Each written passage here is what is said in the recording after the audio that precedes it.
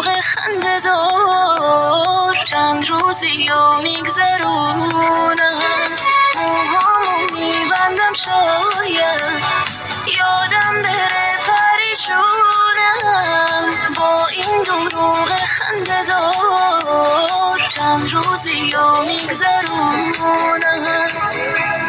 رفت و برام مرسیه شد دردایی که تو سینه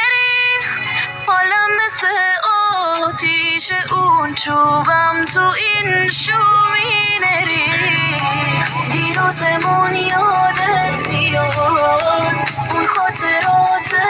مشترک تقصیر کی بوده بگو امروز اگه خورده طرف